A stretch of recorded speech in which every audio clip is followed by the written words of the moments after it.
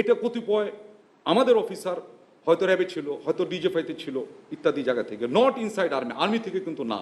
আপনারা এটাও একটু ক্লিয়ার করে নিন যে এই আমাদের অফিসার যাদের সংক্রান্ত এই যে 15, 16, 17 জন যাদের কথা বললাম, এই সবগুলোই যে ঘটনা যেগুলো বলা হচ্ছে সেগুলো ছিল তারা আইদার র্যাবে ছিল অথবা ডিজিএফআইতে ছিল ইত্যাদি।